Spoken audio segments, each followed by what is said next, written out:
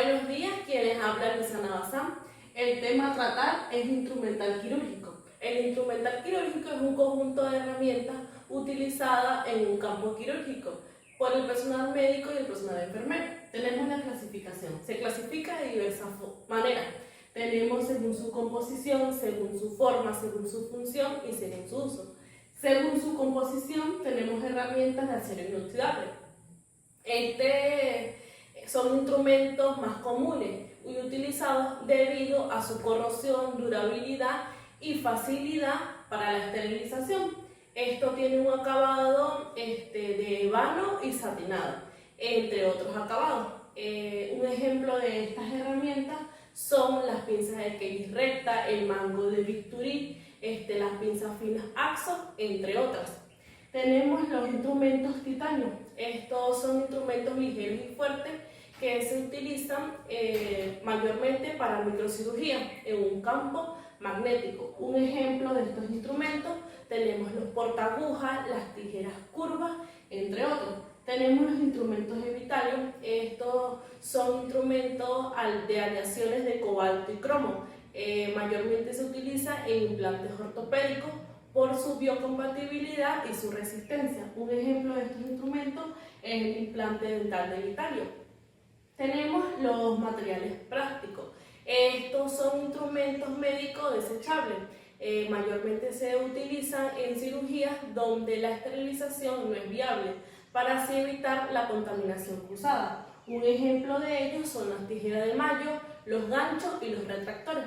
Tenemos otros materiales, que estos son algunos instrumentos de metales o aleaciones para propósitos específicos. Gracias.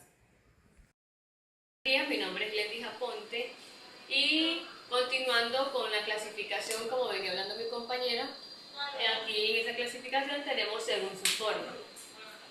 Esta se divide de un solo cuerpo. Este es un instrumento simple como bisturí, uretas o dilatadores. También tenemos lo que son articulados.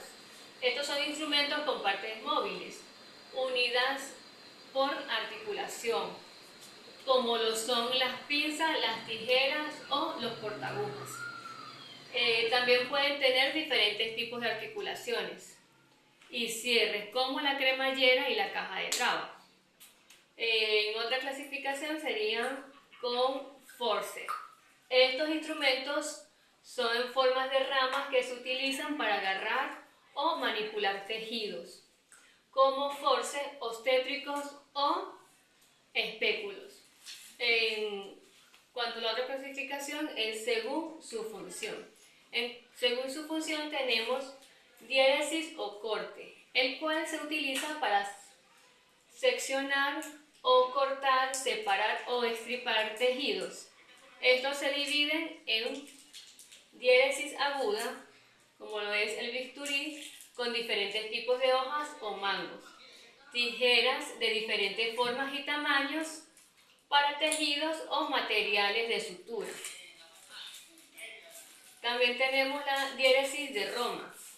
Esto es disectores, Kelly de Mayo, elevadores de periostio, Legrand. Bueno, ahí me disculpan un poco. Aquí también tenemos la disección. Este es un instrumento que está especificado o diseñado para separar tejidos sin cortes, utilizando puntas romas o con mínima capacidad de corte. También tenemos la separación o retracción. Esto mantiene los tejidos u órganos apartados del campo operatorio para mejorar la visibilidad, y esto incluye los separadores manuales. Los separadores autoestáticos y las valvas. Muchas gracias.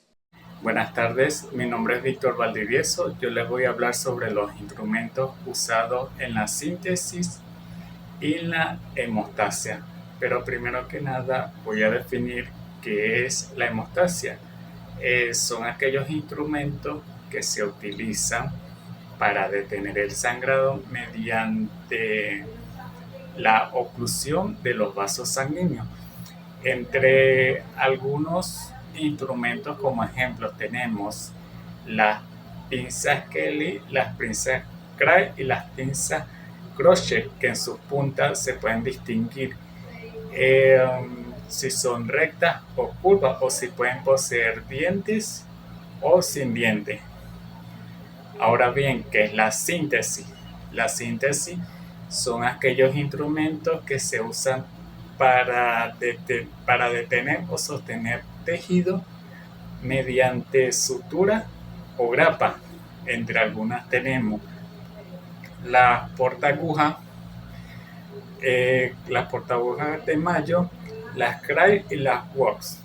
Tenemos la grapadora quirúrgica, y aparte de estos instrumentos también tenemos algunos que son como el drenaje. ¿Qué son los drenajes?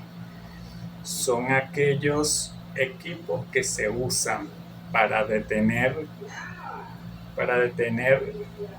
líquidos o gases de una cavidad por herida mediante cánulas de aspiración o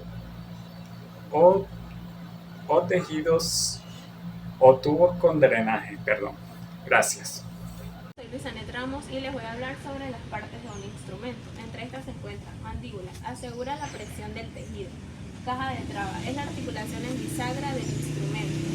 Mango, es la parte que se encuentra entre la caja de traba y los anillos. Cremallera, mantiene el instrumento trabado cuando está cerrado. Y los anillos es la parte donde se sujeta el instrumento. Cuidados en el manejo del instrumental. Cuidados antes del procedimiento quirúrgico. La enfermera instrumentista debe contar todos los instrumentos junto con la enfermera circulante antes del arreglo de la mesa de Mayo y la mesa de riñón. Se deben manipular todos los instrumentos sueltos por separado con el objetivo de que no se enganchen o se golpeen. Se deben inspeccionar todas las tijeras y pinzas y comprobar su alineamiento, la existencia de imperfecciones, el estado de limpieza y las condiciones para trabajar con ellas. Se deben ordenar todos los instrumentos en función de su clasificación. Se deben colocar juntos todos los instrumentos con asas anilladas, con las curvas y los ángulos en la misma dirección. Y se deben colocar todos los separadores y los instrumentos pesados en una superficie plana de la mesa. Gracias.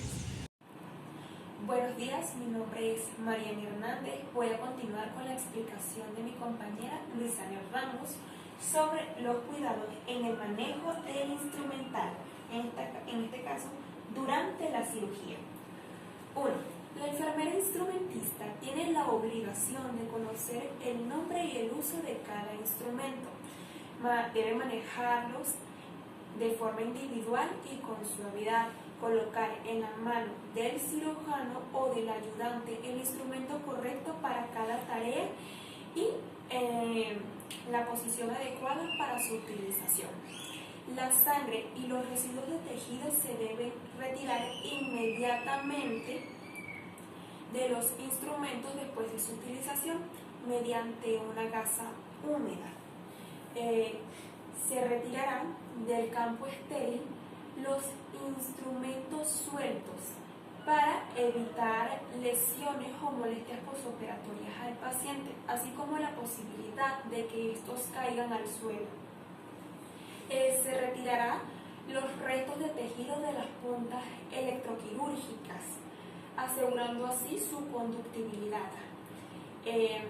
No deben utilizarse bisturís para limpiar las puntas electroquirúrgicas, ya que los residuos de tejidos pueden contaminar el campo quirúrgico. Después de la cirugía, los instrumentos utilizados y no utilizados se consideran contaminados, por lo que deben limpiarse. Antes de salir del quirófano, la enfermera instrumentista deberá realizar un recuento de todo el instrumental para corroborar que éste se encuentre completo.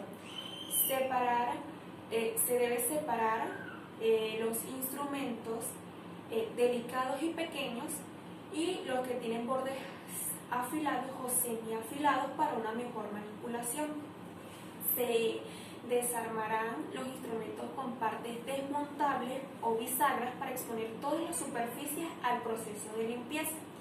Y por último, se irrigará agua destilada en los instrumentos huecos o acanalados, como por ejemplo las cámaras de succión o los endoscopios, para evitar que los residuos orgánicos se sequen.